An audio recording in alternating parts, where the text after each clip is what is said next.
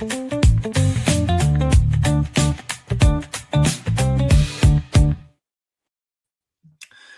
is the Matt Mosley Show, and we're live. You know we're live when we're just right here in that studio, and we got a lot going on. Weather, all this winter weather's gone away. It's pretty outside. Boy, outside my house today, it's going to get in the 60s, sunny. I'm going to get out of the tennis court. Speaking of that, Kev, we'll do some Baylor basketball. I do need to talk about the Australian Open, though. I did something I didn't think I was capable of doing yesterday. And I'm not talking about my big victory over my childhood buddy, Ryan Thompson, which was a big win. He's 6'5". He's good at the net. I was able to lob him a lot, hit him with a few drop shots, and eke out a 7-5, kind of a tough 7-5 win in one set. Then we did a best of 5. But I know most people care about that. But I would like to say a word on the Australian Open. And Kevin, I need reminders this week. I really would like to try to get. And I thought about it this morning, and I thought, well, I can't. Day of's always tough. Day of. I only ask my people that I'm just like they'll do it. They'll do it. They'll do it. And this guy would. But there are protocols at Baylor. You can't just call a coach on the day of. You've got to go through people, which is fine. We don't mind doing that. And Michael Woodson, the tennis coach, love that. Men's tennis, love that guy. And I just wanted maybe his thoughts on the Australian Open. Now, here is what I love. I love these majors. I love watching tennis. I love playing tennis. I used to be and I am still into golf. And I love seeing Brett Koepka come back to the PGA Tour. And what Justin Rose did at the Farmers Open was awesome. But I was more interested in, so here's what I did, Kevin, that was kind of, by my standards, was kind of amazing. The championship match, the final of the Australian Open with Rafael Nadal sitting up there just in his excitement at the deal. It was going to be at 2:30 in the morning. I really didn't. I'd been staying up way too late. I did not want to commit from 2:30 to 6:30 in the morning to watch. So here's what I did. I just stayed off social media all day. Stayed off my phone.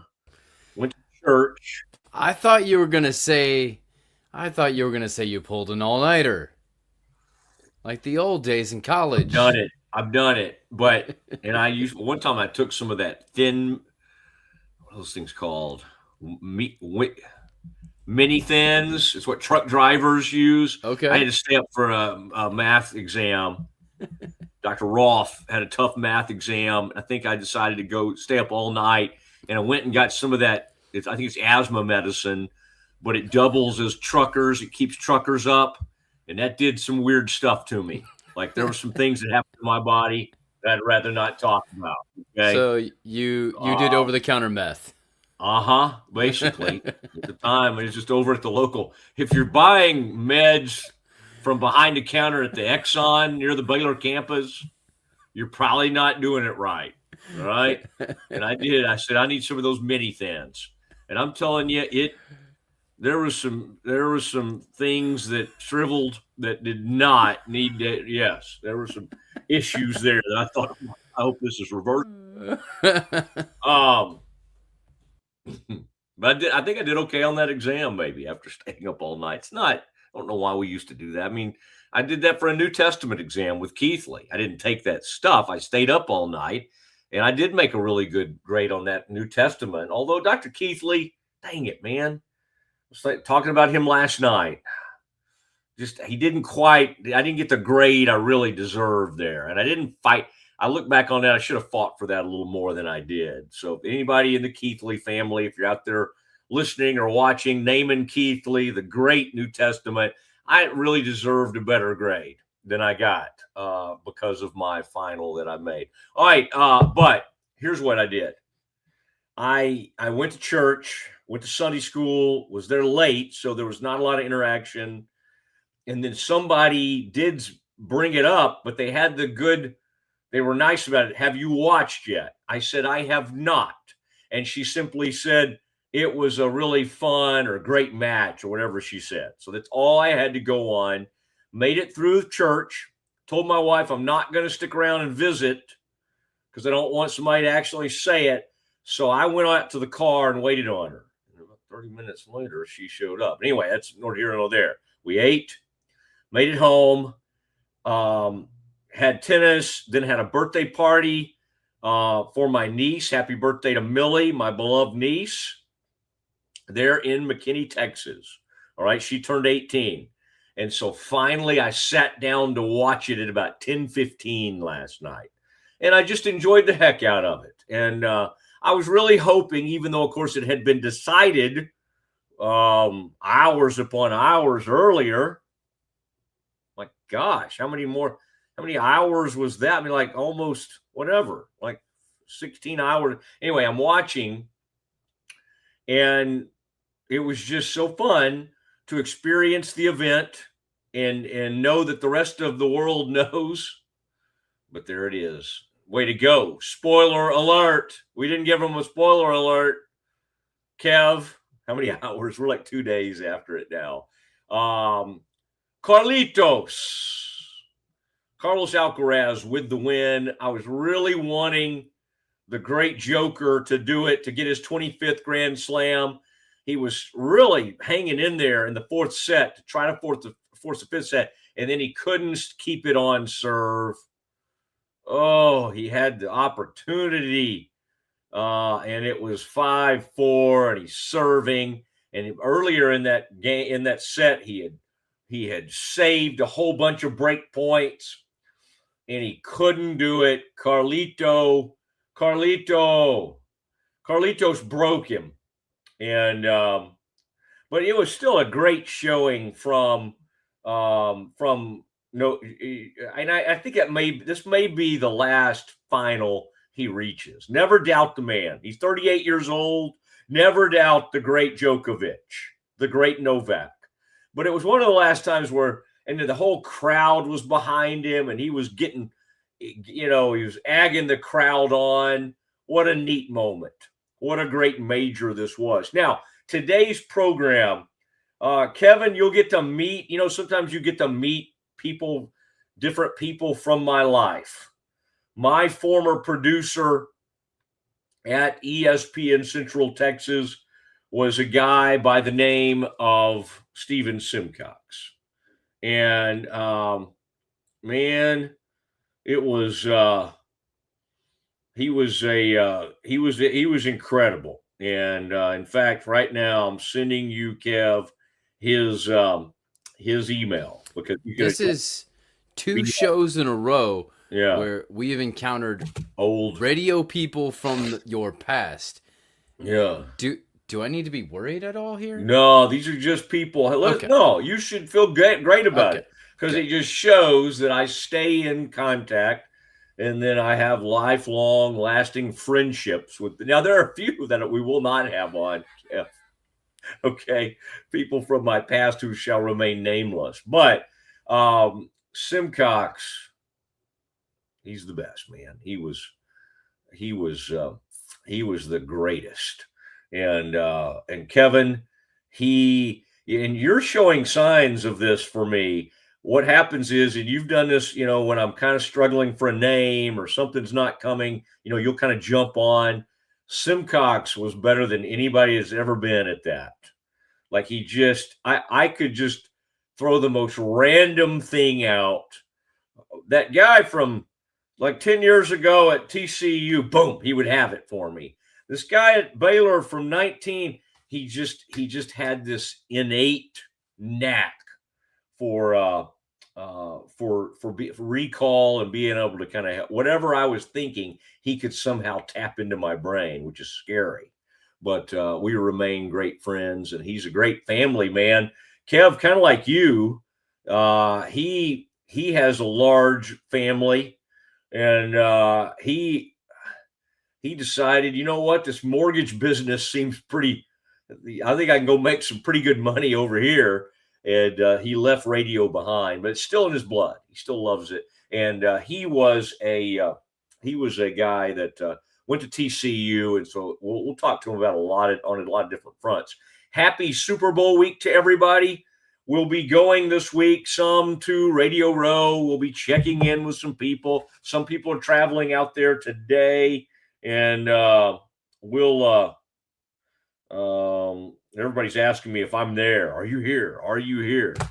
Very, very interesting. There it is, the Seahawks and the Patriots. Kev, I noticed that Josh McDaniels of the famed longtime offensive coordinator for the Patriots under Bill Belichick, and then of course he would go and do his own thing, and then he would come back, and then he had like 2 chances to be a head coach. It didn't work either time, and then they keep bringing him back, and I believe obviously they brought him back. This will be his 10th Super Bowl to coach in. His 10th, I believe, all with the New England Patriots. Unbelievable. Some of the things that you see. And then, Kevin, you'll notice today I grabbed, the nicest sweatshirt I could find. A little snugger than I would like to admit. This thing's kind of, but it's green and gold. Not an official Baylor sweatshirt, but I think the person who gave it to me, Kev, kind of had that in mind. Kind of a Mosley's big Baylor guy. Let's give him a green and gold type sweatshirt. I don't know. This is kind of like what is that on there, Kev? That's almost like a buffalo or something. I don't know. I don't even know what the brand is, but I'll tell you what, it's a snug and it's a warm sweatshirt, and it reminds me, Kevin, that the Baylor Bears went out and won a dang basketball game on Saturday. And at one point, Kevin, I tweeted on Saturday. I don't know how much you're monitoring my Twitter on the weekends, Kevin. I'm sure you take a peek every now and then. But I made the statement as I was watching Baylor turn it over on like 3 straight possessions in the first half, maybe 4 straight possessions. And I just said I would like to turn it over to the BYU-Kansas game and just watch that. I would like to be able to, but our alma maters are like marriages, in sickness and in health. In sickness and in health. All right? That is what, and Kevin knows what I'm talking about because he's an IU fan. And while he's riding high right now with the Hoosiers, he was out in the wilderness a lot over the years, always in football. And honestly, in basketball for the last, 10, 15 years, other than maybe a time here or there, they went to the NCAA tournament. He was out in the wilderness. They were not good. They were making changes. They had the brief time, Kevin, where they brought in the guy who used to be at Marquette. And I think he had like 1 decent season as the head coach at Indiana. How do I know this? Because I feel like I saw him when I was at a Sweet 16 in Atlanta one year. Tom Crean had a good run of like 4 or 5 years. Yeah. Yeah. Well, my younger brother-in-law actually played basketball AAU against his son down in southern Indiana when he was there. There you go. But Tom Crean, also interestingly, the brother-in-law of the Harbaughs. The brother-in-law of Jim and John Harbaugh, because he married their sister. I believe that's how it goes. I just remember looking over there and seeing the Harbaughs at the Sweet 16. I think they were there. They may have run into a good Kentucky team in that Sweet 16, if memory serves correct. And that was the end for that Indiana team. North Carolina. Oh, they ran into UNC. Yep, I think it was 14. That sounds about right. Because I went out there to see Baylor, and Baylor made it to the – I think we won our Sweet 16 game and made it to the Elite 8, but that was where they ran into a Kentucky team, and that was the Calipari's best Kentucky team by far. That was Anthony Davis and that whole crew. Goodness gracious. I mean, not all those guys became NBA stars. Anthony Davis did. But Gilchrist, they had somebody, Gilchrist was like a hyphenated name. Gilchrist something. Anyway, that Kentucky team was Gilchrist Alexander. No, not Shea. No, he's way too young. They had that. the two brothers were on that team. Right? Kid Gilchrist, I think, was the guy's last name, but no. Two brothers. Well, let me think for a second. Okay. I don't think they played with Anthony Davis. I know you're talking about. They had twins, and they did make it to the Final Four. And Ohio State was in that Final Four. I think Wisconsin was in that Final Four. UConn won that Final Four because that one was in Dallas. I do not think Anthony Davis played with those twins. I don't know, but it is easy, Kevin, to distract me into one of those conversations.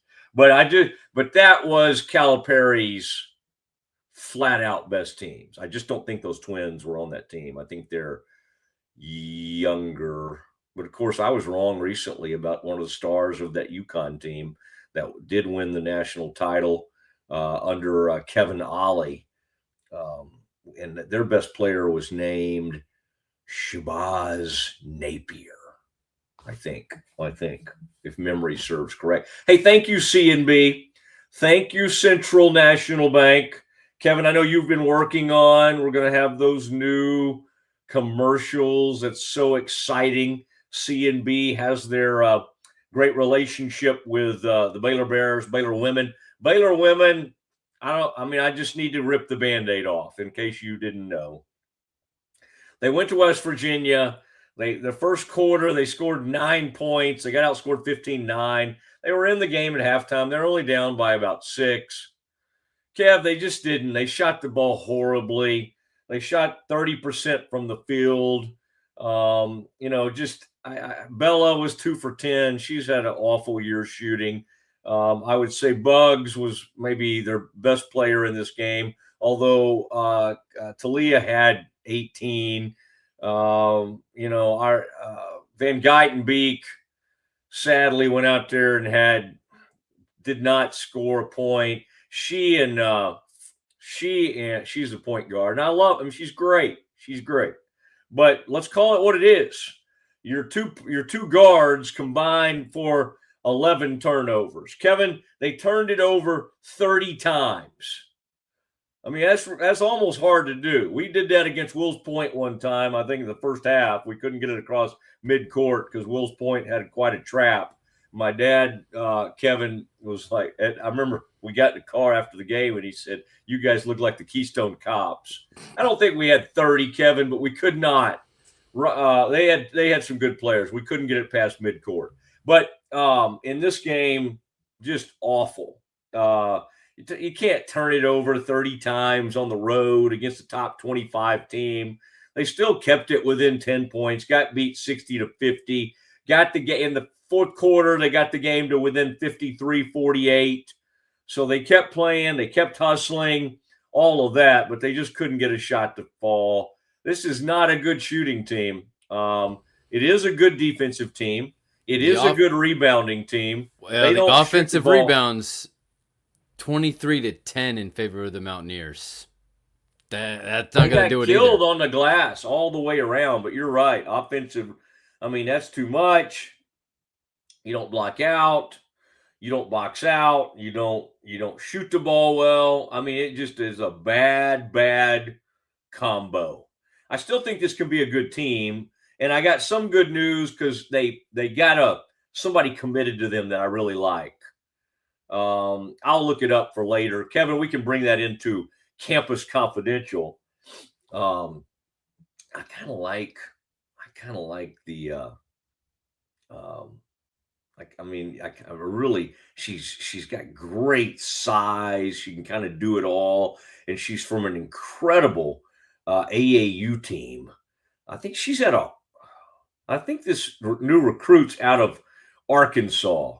and she plays on an AAU team with this, like, maybe the best girl in America from Louisiana, who'll probably go play for Kim at LSU, who's 6'5". But this Baylor commit is top 25 in the country, and she's 6'4". This girl is probably going to go to LSU. I think is 6'5". But dang, man. But that's a bad loss. Now, the better news. Kev, back to the still photos of the men from the other day. Thank you, Omar or Obi. Thank you, Obi Agbum. I mean, when things were looking bleak in the second half and they were like 0 for their last 13 and neither team was scoring, they got it done. Agbum hits, Yesufu, big steal and a dunk. They got it out to him on some transition. I love Tunde Yesufu. I really do. It's like there are parts of this team that I really enjoy. I like Cam Carr in the open court. I like Cam Carr exploding into the lane with a finish. There he is. There he is finishing. I like Caden Powell, how hard he works on the boards. I like this team, how hard they'll go to the offensive glass sometimes. There's Cam Carr releasing it from deep. It's not a good shooting team. It's not. They hit the three in the first half, and they gave themselves an 8-point halftime lead, and then both teams. I mean, if you wanted to see it's what we call either you say great defense or you say horrible offense, or maybe it's both. But it led to the announcer, the analyst. His name is Mark Adams. No, not that Mark Adams used to coach Tech. Different Mark Adams. He's a former coach. Seemed like a nice guy. It was kind of a crew I didn't really recognize. And Baylor finally scores. And it might have been Yesufu, whoever scored, and he had a funny line. The analyst goes, it's one of the best 2-0 runs in the history of college basketball. It was good. It was a good line. I was like, man, that's funny. Best 2-0 runs in the history of college basketball. And he was right. It was so funny because we had sat there and watched neither team score for about 7 minutes. I mean, I don't know. Maybe West Virginia plays better than that against other teams. And I want to give Baylor credit for playing good defense. But yikes. I mean, I don't know who's supposed to be their best player. There was a lefty, I think. There was some kind of guy with a international sound. No, it wasn't international. It was a Native American type name. It was like, I don't know. Eagle Staff? Yeah. I like the Eagle Staff is something. And again, I shouldn't say that. I don't know if he's Native American or not, but that had a Native American sound to it. That dude can play, and he can. But they adjusted well to him. Stopped giving him threes. Didn't let him just completely go off, because there for a brief time I thought, oh no, another Atwell moment. The kid from Tech that went off. By the way, Texas Tech, and Kev, that their coach is a great friend of mine. They ran into problems there in Orlando. Kansas had the same thing happen. Texas Tech goes out to Orlando and kind of sleptwalked around and just kind of messed around, and UCF put one on them. Tech at the end tried to come back. UCF played some good defense down the stretch. Didn't let Outwell go. I mean, I never saw him take a shot in the last 9 or 10 minutes I was watching. Kevin, I was on the elliptical. I was on the elliptical machine. All right. It's not something I do very often, so I thought I would bring it up. I was doing a lot of this, doing a lot of elliptical, and it was just the perfect elliptical moment because, Kevin, I get the last 9.5 minutes of that game, and you know how long those things can take. And so like the last 8 or 9 minutes of that game got me to like 35 minutes on the elliptical. I didn't go crazy. I didn't go an hour like I used to. I did 30, but I don't want to fudge here. I think I did 32 minutes. Okay, 35. I was rounding up. 32 minutes, burned 300-400 calories. Not a lot. Not a lot for a man of my girth, weight. I bottom line is it was a good session and I was able to watch that whole game. But boy, it just reminded you, if you don't show up and you're on the road, one of these teams that's not supposed to be that great will put one on you. That's why Baylor they've got to kind of get ready for Wednesday. And do they have Colorado coming to town soon? I believe the Buffs are coming to town soon. Kev, is that game Wednesday or Saturday? It might Saturday. I think it's the Buffs. That's Colorado. Buffalo's come to town. You had it right. Wednesday. I did. And then Saturday is at Iowa State. Oh, I hate that. I hate having to go. I hate to get some feels. I think they have a good chance to beat the Buffs at home, get this thing to 3-7, get some folks talking, saying nice things about the Bears, and then you got to go. You got to go to that place, and you got to think about that Hilton magic that happens there. That's okay. They'll go. They'll show up and do the best they can against Iowa State. That's tough to play those two road games, come home, get a home game, and then have to go to Iowa State. That's not fun. It's not fun. Okay, so wait a second. This doesn't make any sense to me. You said, okay, that does make sense to me now. We get the Buffs in here Wednesday and then West Virginia. Okay, right. Cool. In Indiana, Indiana just played UCLA and then they play USC again. They're just staying out in Cali. I think some of the Hoosiers were going to the Grammys. I think. Did the Hoosiers? How was that a close game the other day? Oh yeah, did it go to OT or did it cut? Was it 2 OT? Double overtime. Freshmen, we got 3 of their top guys. 3 IU Hoosiers fouled out early in the first OT, and it was a freshman. They came up with the game-winning free throw with 0.3 left. It shouldn't have even gotten that far.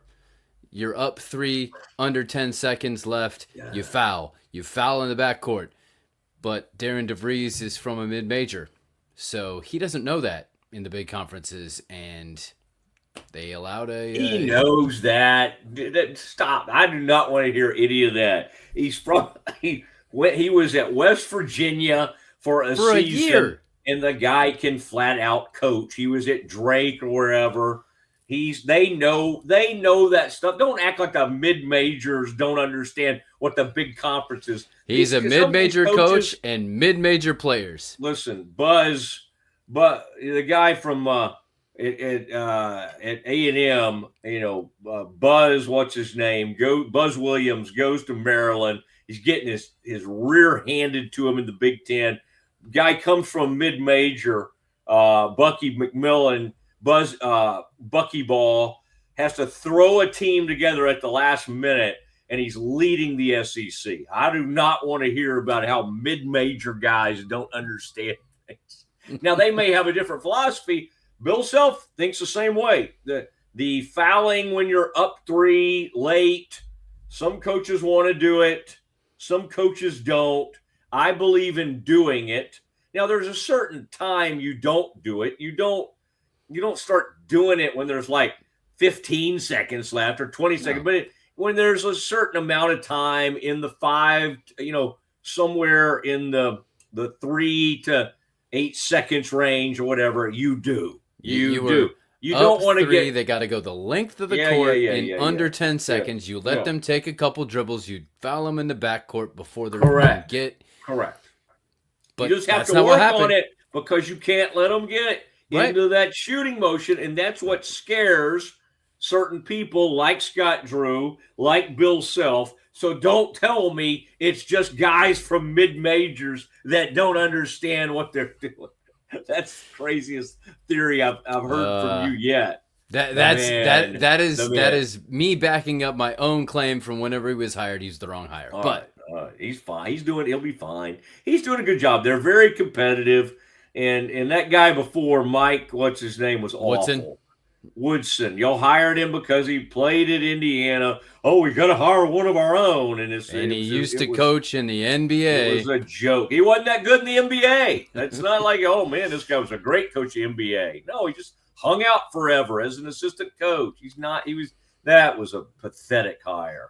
Bottom line, most times if you hire a long-time NBA type people, at the college level, it does not work. And if you hire stars, see the guy at Memphis right now, and he's actually done better than most former superstars. Hardaway's actually done better than most. Most of them end up like Jerry Stackhouse or Clyde Drexler at Houston. I mean, you give them these jobs, or Juwan Howard. He actually did okay for a little bit. Juwan did. And then Juwan, of course, wore out his welcome. Patrick Ewing was horrific at Georgetown. It turns out, by the way, that nobody but John Thompson can win at Georgetown. One of the greatest programs in the history of college basketball. And since he retired, they've basically never won again. His son kind of was okay, but they've just sucked forever, just for years upon years and years. All right, we got a really good guest lined up at 2:00 today, and the only last thing I'll say on Baylor men,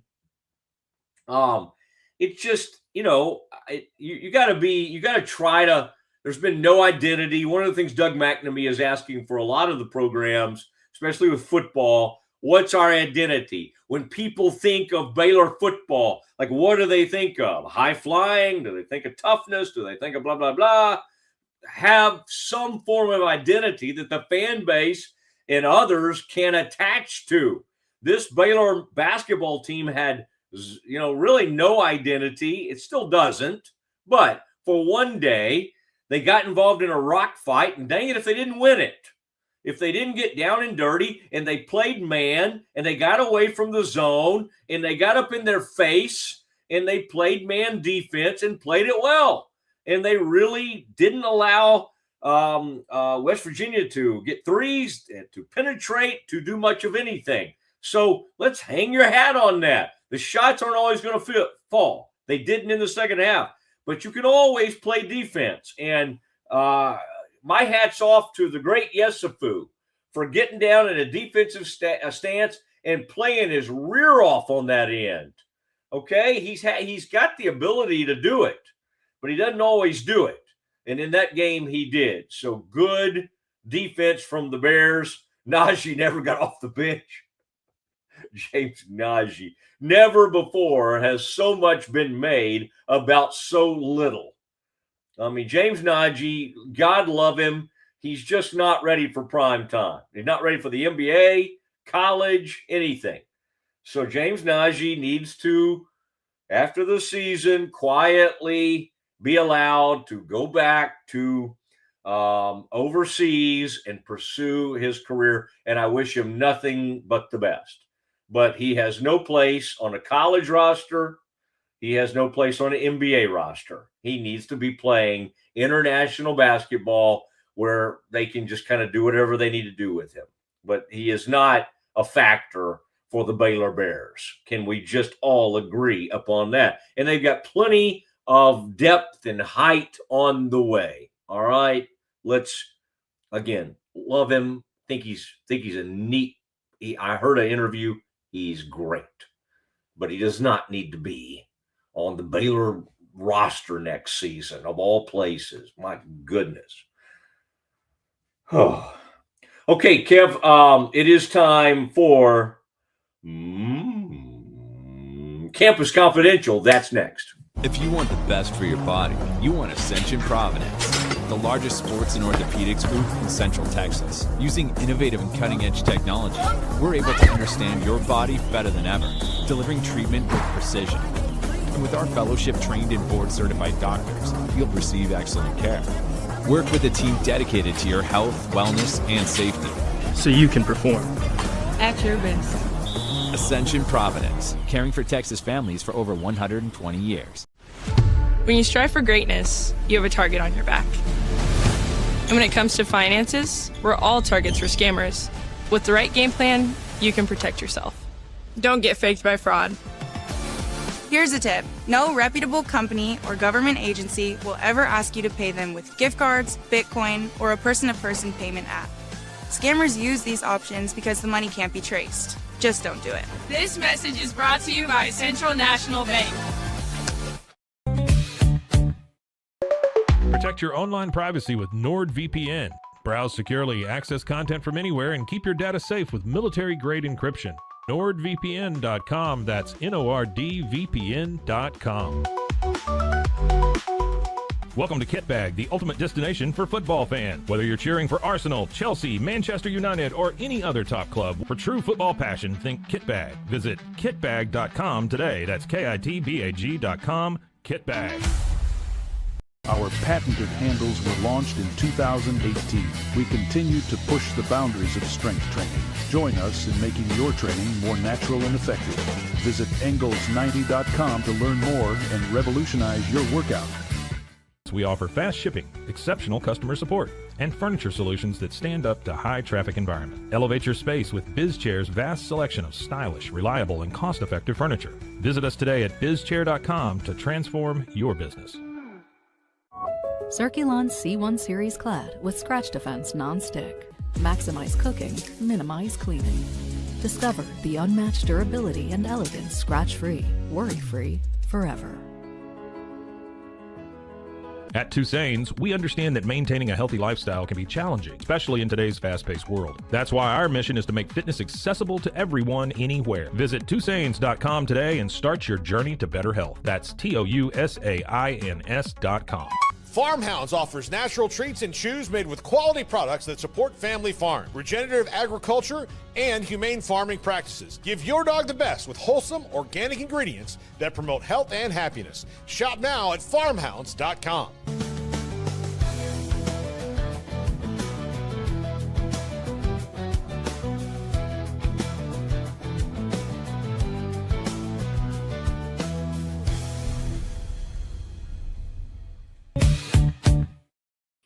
It is the Mosley Show. Thank you, Ascension. Thank you, C&B. Thank you, Cherry Johnson, Siegmund James. Oh, man. It is with great pleasure that we get you ready for Campus Confidential. I did, Kev, I was going to show this to you. When in doubt, Kev, look at our friends over at Sikkim.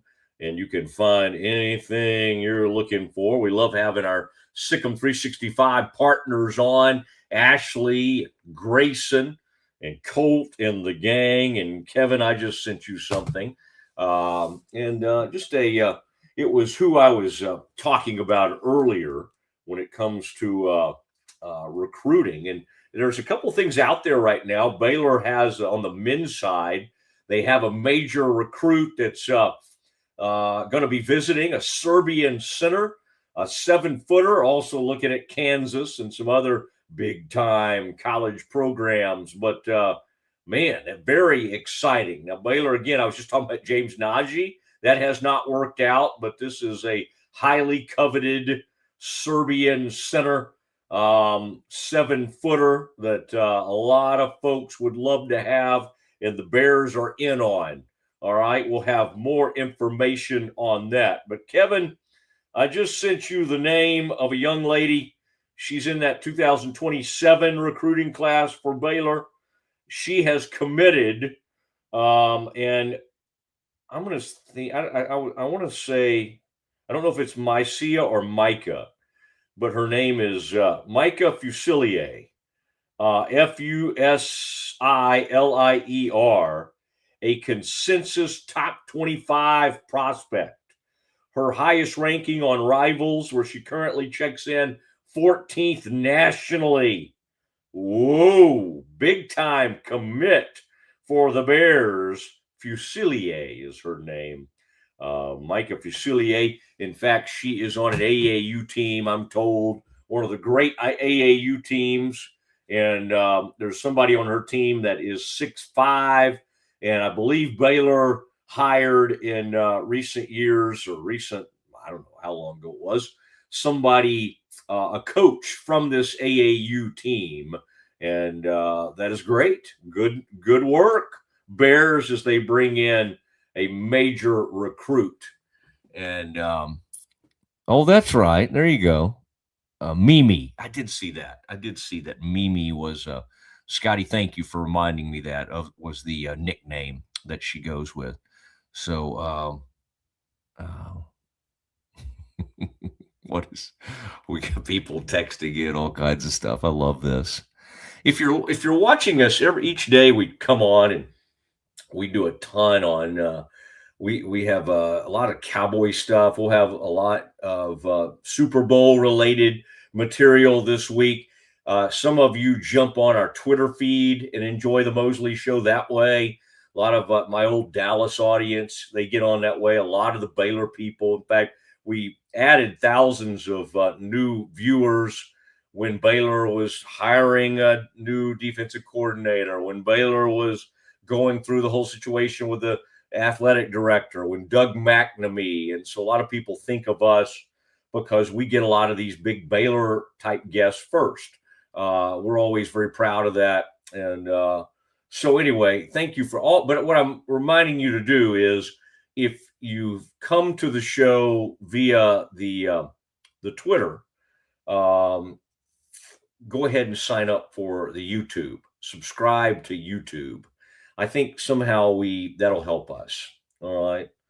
I mean, I don't know if it helps me personally, but certainly helps Rogue Media Network. That is the company I work for. And so I think you would help me eventually if you would do something like that. All right. But I'm not, it's not like a high pressure situation, but I would like you to do that. And I'll wait. I'm not going to say another word until all of you go and you subscribe on Facebook. No, YouTube, not Facebook. But we probably have Facebook. Rogue probably has Facebook. Kev, do we need a Mosley Show Facebook page, or is that not really necessary? You think that would be almost like overkill? You don't have a whole lot of gray hair yet, do you? Buddy, I'm telling you, all of our kids now are on this thing. Like the kids that are getting ready to get out of high school and they go to college. They're on Facebook. Facebook page. Well, I'm not saying they're hanging out on there all day, but they all do create Facebook accounts. So I know you're being funny and it's like MySpace jokes, but the Facebook, and I know it's more for people, Kevin, our age or older, but I'm telling you, the youngsters still feel like it's a big enough thing that they get on it. I mean, Fernando Mendoza is only on LinkedIn. I bet he has a Facebook page. No, he's only on LinkedIn. He made his official draft announcement on his LinkedIn page. Did you see that thing he did with Barstool? There's a guy kind of looks like you on Barstool, and he wears that Western shirt. And it's Portnoy? No. Portnoy's the one who looks like you. This guy just has hair like you. Okay. I'll show it to you. They did a thing with Mendoza, and I thought, and of course I went on with Big Cat and PFT commenter, and I remember I said things I shouldn't have said, nothing too crazy, but I remember telling a story and later thinking, why would I shouldn't have told that story. I mean, literally they sort of draw you into their world, I'm afraid. And they got Fernando to drop a couple of F-bombs, and I thought, that's not his mom's not going to love that. But he's a fun guy. He's a fun kid. Wait, have we actually started Campus Confidential? Well, I guess we have. We do have a major guest coming up at 2:00. We can carry more like at 2:30 or whatever if you have some left over. Yeah. But yeah, take me into the world of Campus Confidential, please. So how big of a deal was it for Kentucky to beat Calipari this weekend? Do you think that they still hold on to that 2 years removed, or was it just another win and that's fine? Or was it a bigger deal, do you think, because it was Calipari? Oh, I mean, always going to be a bigger deal. I mean, he was love him, hate him, whatever. Everybody has an opinion on Calipari, and I guess based on the talent he brought in, he may have underperformed at Kentucky, but there will never be another run in the history, but especially now that you have all the portal and the money and the ridiculous stuff. His recruiting back when, and again, I'm not saying he's totally above board, the cleanest recruiter ever, but what he did was unbelievable. And now, of course, he's trying to do some of the same things at Arkansas with more experience. Now, he'll always bring in a couple of diaper dandies, but he's really trying to play more of the portal game that a lot of other coaches have tried to play. I still find it interesting that some programs, still believe heavily, Duke being one of them, in the UNC too, but there are some programs that still believe heavily in the freshmen and even loading up with 3 or 4 of them. Duke and a few others will do that. Baylor has kind of done both. I see them right now swinging back to an era of, we still want the great one-and-done freshman, but let's only have one of those. I think that's what Scott's most comfortable with, rather than having like 3 of those. Yeah. What they ended up one year accidentally almost was with 2 of them, because they did not know that Yves Missi was going to be a first rounder. They knew he'd be good and they were excited about him, but he just was like, his improvement just shot through the roof so fast that they had both Jacoby and Yves on the same team. So your original question is, yes, anything with Kentucky and Calipari involved, 5 years from now, it'll still be a big thing. So, and that's big for the coach at that's huge for the coach at Kentucky? At Kentucky as well. Pope. Yeah. Mark Pope. Yep. Sorry, somebody was trying to call me from Radio Row, I should add. But Mark Pope has done what I would say. I find what he's doing to be pretty interesting, because I thought they were flatlining earlier this season, and that guy has somehow kind of turned it around a little bit, and that's hard to do. I watched Calipari kind of do it with an Arkansas team last year, maybe even just last season, and Pope's kind of doing it with Kentucky. And of course, who's sitting up there? Number one, I'm not saying they have the best team in the conference, because I think Florida's really good. And I think they're only getting better. And because they've got so much great height, depth. That's a great team that Coach Golden has. But Texas A&M, that guy's doing one of the great jobs in the country right now, with a bunch of kind of weird parts. Here, the Spanish sniper, Ruben Dominguez, AG, who's just kind of bounced around, a big man who's just kind of bounced around wherever. Rylan Griffin on his 3rd school. They're just a bunch of some little point guard who can't really score, but he's a good point guard. Bunch of spare parts. Put them together. Number 1 in the SEC right now. Sounds Signetti to me. Yeah. So we've got time for one more, but we have to revisit this because I got another one that we have to get to before the end of the show. Was the game with UCF over Texas Tech the biggest upset this weekend, in your opinion?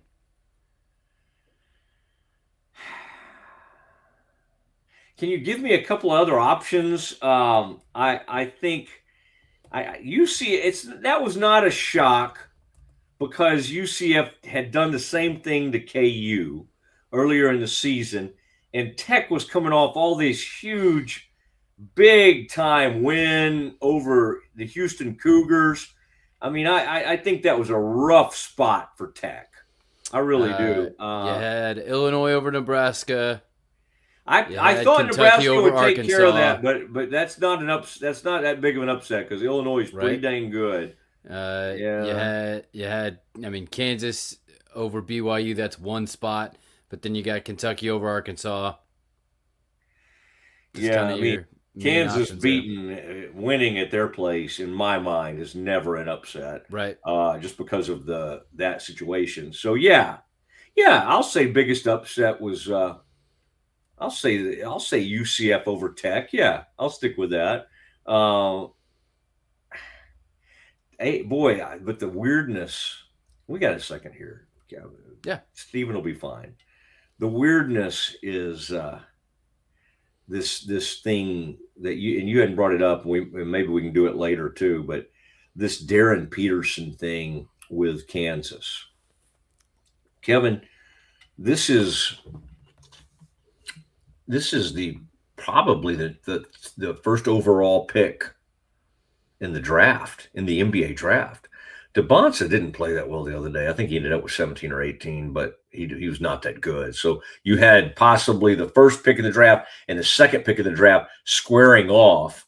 Either Kansas did a great job against him or he was off. I don't know. A.J. DeBonsa was not great in that game.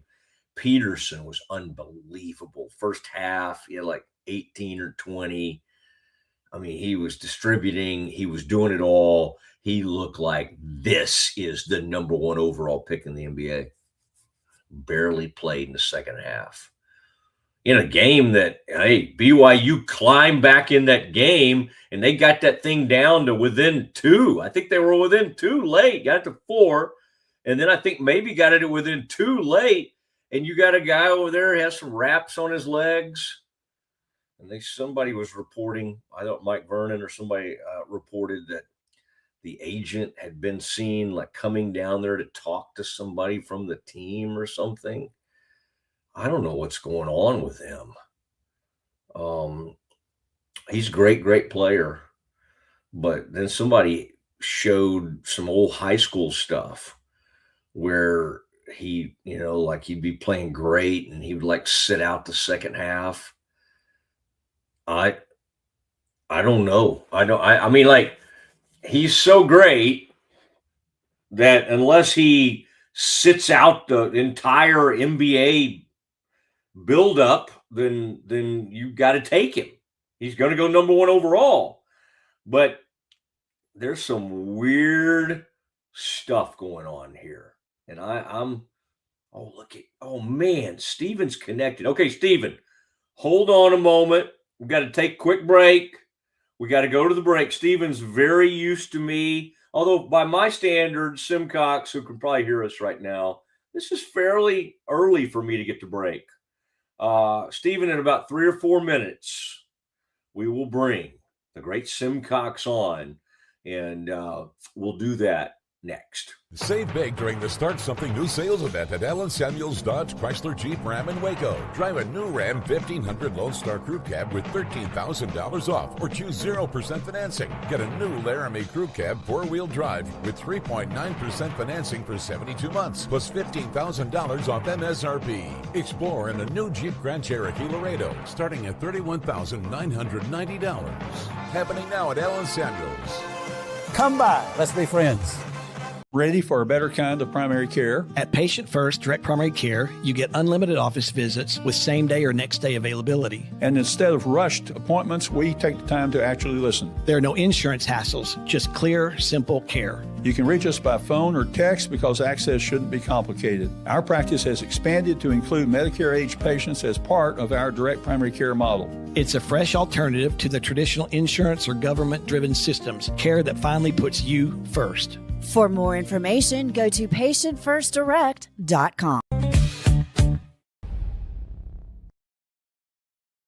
Everybody at Ecolife really has a passion and a real interest in helping people feel well. How much further can we go to get you feeling even better? It is a complete partnership between the two of us. What if you could clean clean? With bio-based formulas and deep cleaning enzymes. No dyes, phthalates, or mystery ingredients. Just powerful pods for your dishes and laundry. Now you can. with drops made clean, made to clean. It's not just a glove, it's a 44 Pro. Crafted with dedication, made for performance, and built to last. Get your custom glove today at 44pro.com and experience the 44 Pro difference. That's 44pro.com, 44 Pro.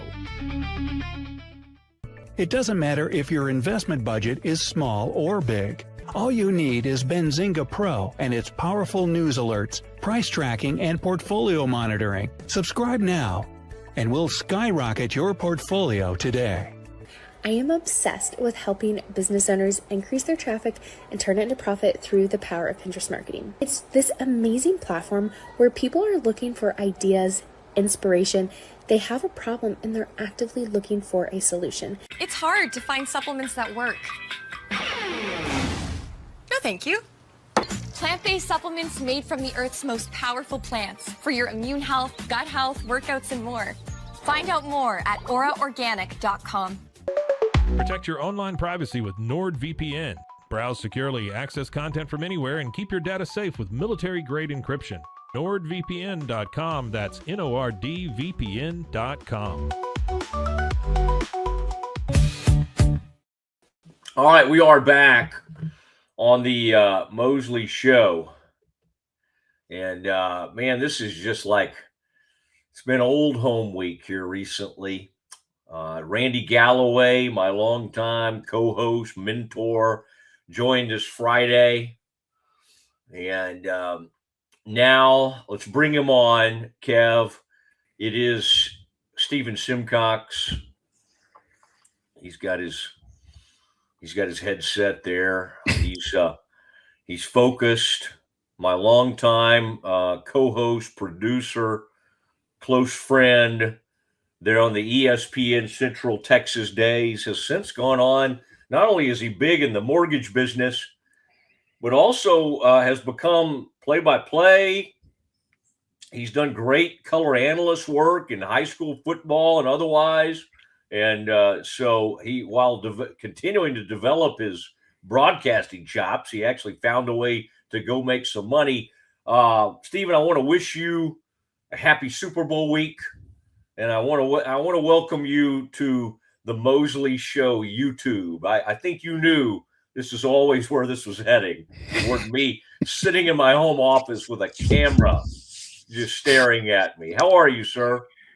I'm good. Good to hear from you. Yeah, the moment I met you, I thought this is a man who belongs on YouTube. Just immediately, that was sort of my thought process. And it was nice to hear you talk about this bizarre Darren Peterson situation. Like, he's already practicing load management in college basketball. What an odd thing, just taking himself out of games, and getting NIL money, I guess, and just sort of playing what he wants to. You got the agent talking to the associate AD at the Fog during big games.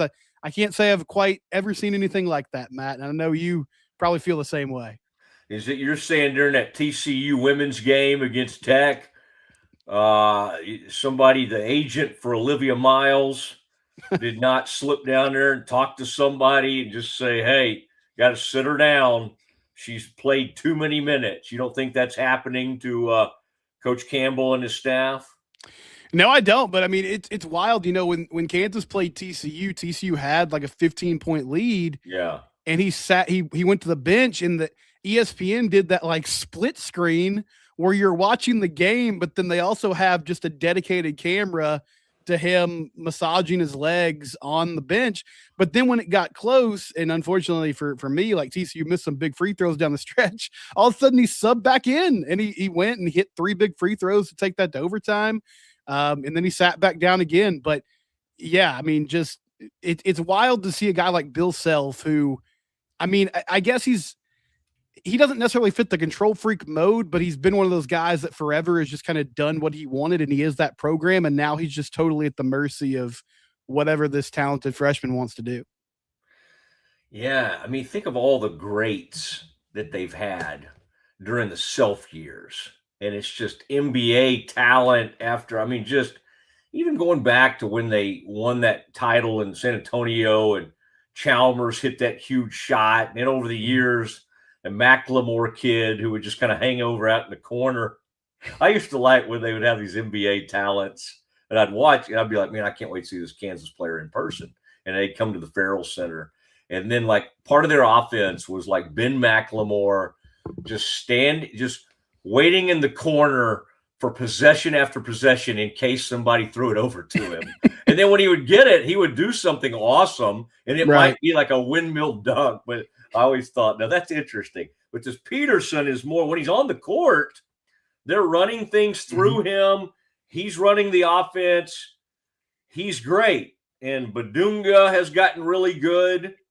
But, yeah, it's a strange thing. Meanwhile, everybody's like, well, DeBonsa wasn't that good today. Well, at least DeBonsa, who's making like $7 million, he never sits out. Yeah, he's playing the game. He's in the game. He's out there the whole time. Yeah, that's a strange thing. It is nice, Simcox, for our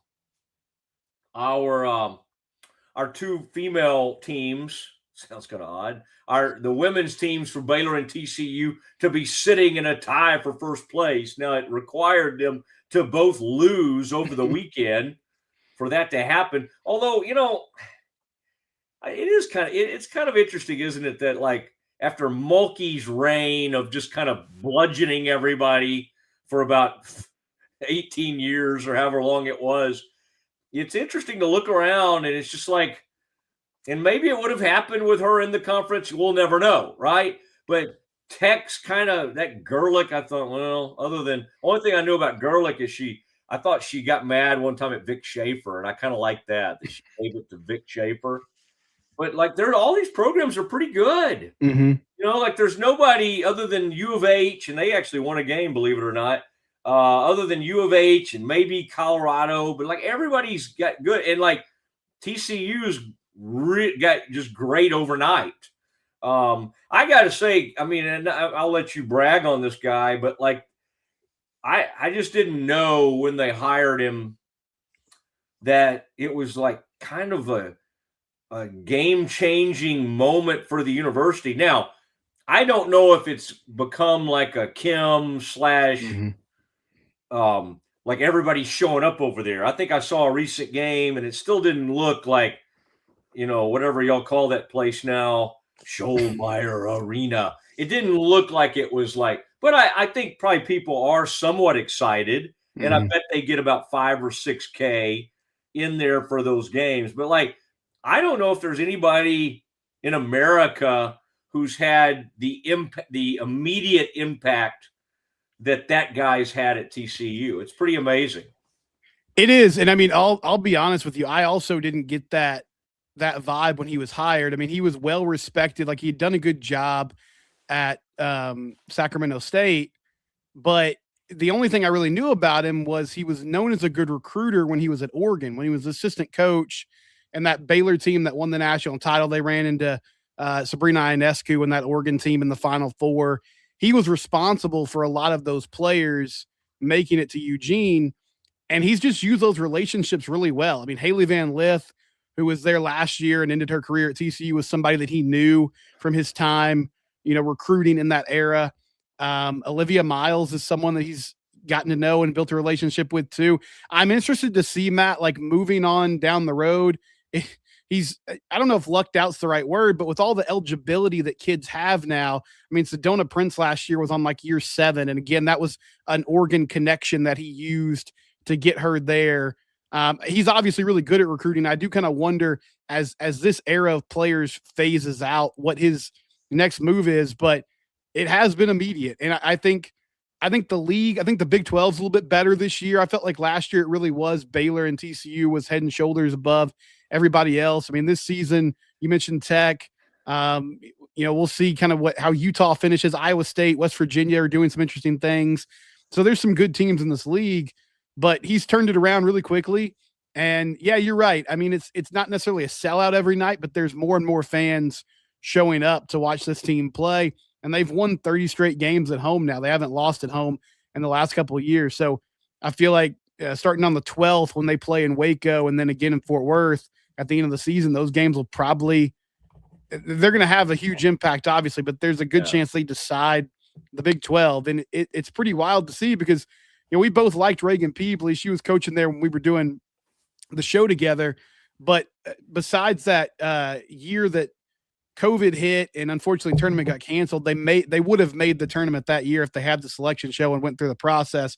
But other than that, I mean, they were kind of a borderline NIT team. You maybe heard them talked about a couple times a year if they pulled off an upset. But this group under Mark Campbell has done an outstanding job. And you're right. I mean, I think in women's basketball circles, he was probably known as someone who had made some waves on the recruiting trail, but I can't imagine a lot of people expected him to just step right in and immediately get that program going. It's like I like him, and he's got connections, Stephen, to my the new producer, Kevin Hoosier Hall, a graduate of the University of Indiana. Indiana University. I'm sorry, that'll make him very mad. IU. So anyway, and so we're going to have some efforts here soon. You'll love this, Stephen, to get Coach Campbell on the show, to get him on. Yeah, grill him. Ask him a few things. But to your point, that coach at there's some really good coaches, and now some of them sadly have left the conference. But like Baranczyk that came in at OU, I think she can coach. JC at Oklahoma State. And Molly, they hired Molly Miller. State. Yeah. A lot of people wanted Molly to be Baylor's coach when Kim left. A lot of people like on the web message boards. Now, let's be honest, most of them just thought she was attractive. Like I don't think a lot of these guys over on the Sick'em message boards had broken down what she was doing. They weren't breaking down Grand Canyon tape? You don't think they were watching the Lopes on a normal basis? Her great high post offense. No, they were like, wait, this woman's very attractive. Let's bring her in. By the way, Nikki's done a really nice job with the Bears, and they're still right in the thick of things. I had a question for you, TCU related. And our men from IU will be interested in this as well. Josh Hoover. I mean, now that he's going to Indiana, most of the country just immediately goes, put him in the Heisman race.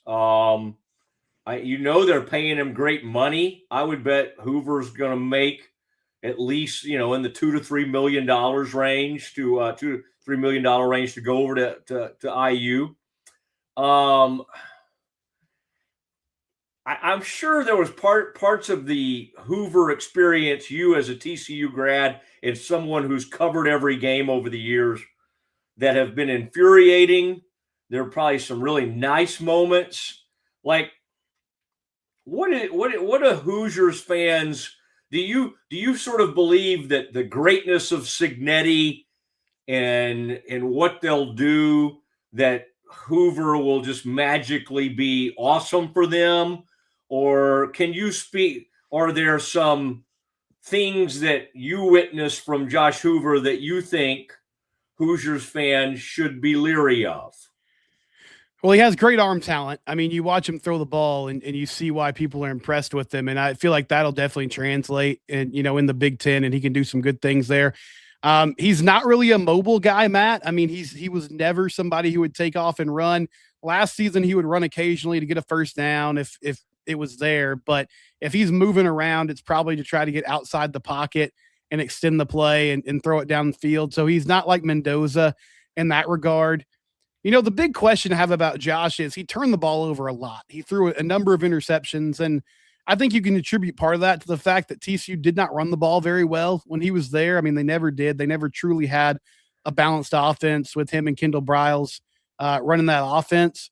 But at the same time, I think there were just multiple games where in big moments he was given the ball to the other team. K-State on the road this year, I feel like that's a game TCU should have won.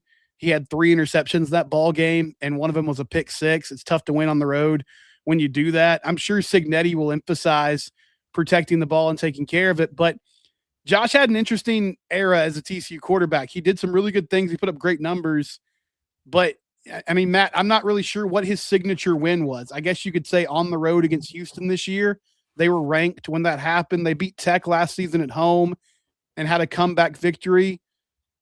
I mean, other than that, though, like they were 8-4 and they made the New Mexico Bowl last year, and he won that against a Louisiana team that met them down there for that bowl game, but didn't didn't have great games in big moments. So I'm curious to see against, Ohio State or other contenders in the Big Ten, how he handles that pressure and that physicality.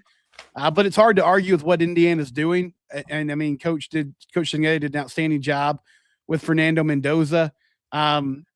It's just tough, though. I feel like now as college sports fans, Matt, we're just expected to be like, well, that's great for him, right? And I understand why he's leaving. I don't think it's a money thing. I really do think he's just looking at it and saying, well, I got a chance to play for a team that won a national title and I can go win one myself. But the last offseason, like whether it was his doing or it was just kind of the way the narrative was constructed, his agent, I think, leaked out a story about Tennessee calling him, and Josh was like, no, I want to be here. And he made a big deal about being Mr. Fort Worth. And there were multiple articles written about him, one by Pete Thamel about how, loyal he was. And he was a guy that was so different when you look at college football as a whole.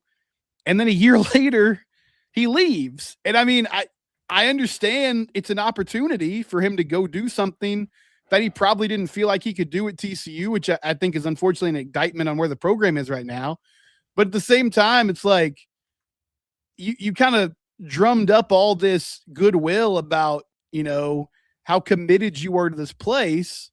And then because of the season you had, I don't think you were an NFL prospect. I don't think NFL chances were where you wanted to be. And he decided to just kind of jump ship and go somewhere else. I think he'll do well there.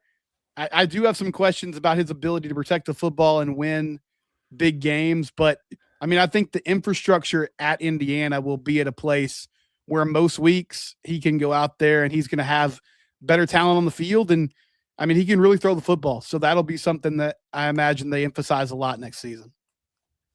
I like that, Stephen. Good information there. In fact, in this world of the YouTube, what we'll do something known as the short, and we'll get that into about 10 seconds. What you just said.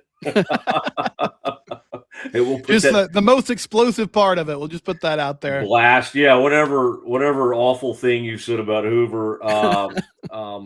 Yeah, that is interesting. I mean, they said the same thing about me, though, that I was loyal. They did stories on how loyal I was to the Dallas Morning News, and I left all those years ago to go to ESPN.com. They're still reeling from that. They're still recovering. Yeah, they seem to. The whole newspaper business has never recovered from That's that. right. You killed the newspaper business when you left. I did. I flirted with going back over the years. Something about the daily grind of beat writing. I know this shocks you, but it's not. It doesn't totally appeal to me these days. Although you never know. You never know. Does TCU, do you think from an NIL money standpoint are still extremely competitive? Obviously nobody in the conference is where Texas Tech is. Mm-hmm. It's kind of like they're on a different planet, and then Right. everybody else kind of has to line up and decide where they are. Even Colorado they've got a lot of, it's always interesting because of Dion, and they bring in a ton of people in the portal. I don't know if they're able to pay these people huge money. I don't know. Where do you sense TCU's middle of the pack, or do you sense that after Tech that they're kind of right there toward the top from what you're hearing? I would say middle of the pack. I think they have put an emphasis, Matt, on trying to retain players. Like that's where they're spending money. It's not as much where Tech is just, and I understand, I mean, it's working for them. I'm not criticizing it, but they're kind of like, okay, who are the free agents that we can go get? I feel like for TCU, it's more, all right, this guy has been productive for us. Can we keep him here instead of, allowing him to go somewhere else? And I think in the case of Josh Hoover, they were prepared to pay what Indiana was to keep him. It was just a matter of he thought he had a better opportunity elsewhere. The fascinating thing to me about where they're at right now, when Sonny got the job, one of the things that people were excited about, he was kind of early on the portal business at SMU. Like he was one of the first guys that I feel like sort of understood, hey, if Shane Buechele, right? Like didn't really work out at Texas. let me go get him and say, you can play here. You can be, in Dallas, close to home, and you'll start and play every week. And he did a good job of bringing guys back to that area. Maybe if they went to Alabama or went to Florida and it didn't work, come back, let's play at SMU. I think the problem was everything changed so quickly, and it really became more of a money situation. And so now they're not necessarily on the forefront of adding talent.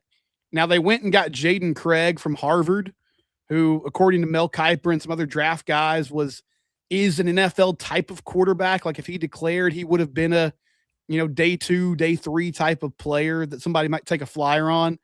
And again, I think when they lost to BYU in pretty embarrassing fashion, Matt, there was legitimately some hot seat chatter that was starting about Sonny and, potentially moving on. And then they won their last 3 games. They won the bowl game and things changed. But what I found fascinating is he went and got Gordon Sammies from UConn, who is not an air raid guy. For the first time in Sonny's career, he's not using the air raid system. He's more of a pro style, fullback, 2 tight ends type of play caller. He went and got a quarterback from Harvard, and they're going to invest in the running back position. That doesn't feel like somebody who's going into a make or break year. And maybe it's him saying, I need to try something different. I need to make some drastic changes and kind of zig when I've been zagging in the past. Yeah. But it almost feels like, Matt, he's sort of changing his philosophy in hopes that maybe he can say, hey, let's give me some more time. Ooh. I'm going to pivot here. I'm learning a new offense. I went and hired a defensive coordinator a few years ago that people like. Let's pump the brakes and give me some more time to build this thing. And I think the other thing when it comes to NIL is there's still some donors, Matt, that were not happy about what happened to your good friend Gary Patterson. And I feel like the pocketbooks have still been closed ever since he left. They didn't like that he got let go. They didn't like that he didn't get to go out on his own terms. And I don't feel like it's Sonny's fault. I mean, Sonny, he's a very personable guy. He's a Texas guy. He's a West Texas guy. Like, he's really down to earth. I don't think it has anything to do with him. I just feel like they didn't like how that was handled. And I think they're just holding it against the new guy that their friend and their legendary coach got let go.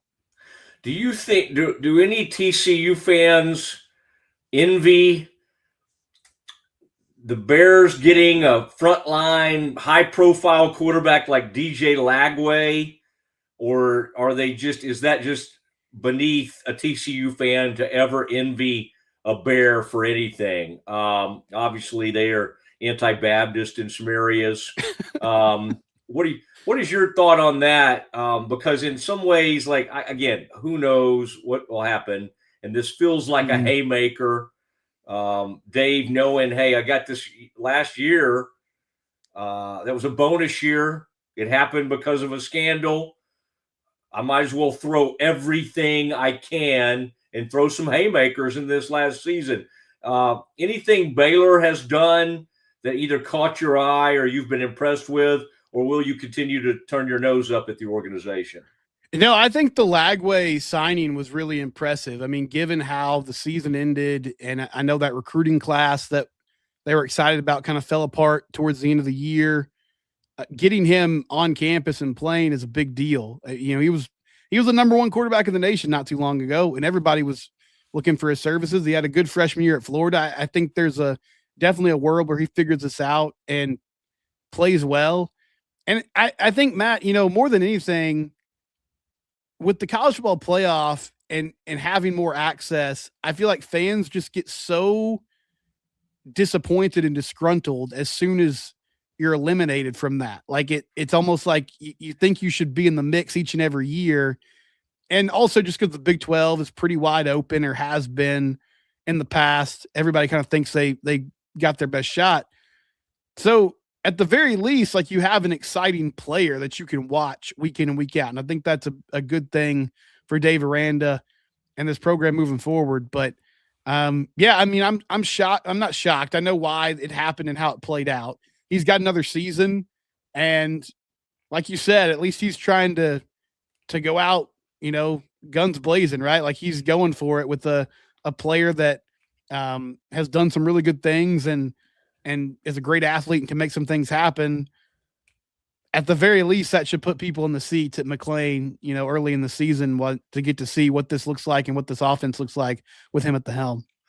I saw where an NFL team just hired Frank Signetti Jr., or they're trying to hire him. Like if I were a college team looking for a head coach, I would just hire any Signetti I could, right?